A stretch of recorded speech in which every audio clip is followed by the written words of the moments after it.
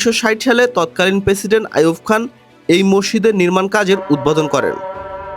১৯৬৮ সালে এই মসজিদটির নির্মাণ কাজ সম্পূর্ণ হয় এবং বিশ্বের বৃহত্তম মসজিদগুলোর মধ্যে এটি একটি।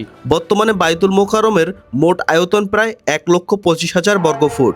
মজার বিষয় হলো, ধারণা ক্ষমতার দিক থেকে এটি বিশ্বের অন্যতম বৃহৎ মসজিদ। এখানে একসঙ্গে প্রায় ৪০,০০০ মুসল্লি নামাজ আদায় করতে পারে। তবে বাইতুল মোকাররমের যে বিষয়টি দেশের অন্যান্য মসজিদ থেকে একেবারেই আলাদা, তা এখানে না এলে বোঝা যায় না। প্রতিটি ওয়াক্তেই অসংখ্য মুসল্লির আগমন ঘটে।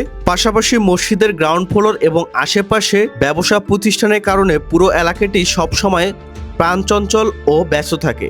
এছাড়াও ঈদের আগে সবচেয়ে আলোচনায় থাকা জাতীয় চাঁদ দেখা কমিটি অফিসও এই মসজিদের কমপ্লেক্সের মধ্যেই অবস্থিত। সবকিছু মিলিয়ে বাইতুল মোকাররম শুধু বাংলাদেশের জাতীয় মসজিদ নয়, বরং দেশের অন্যতম গুরুত্বপূর্ণ ইসলামী স্থাপত্য ও ঐতিহাসিক নিদর্শন।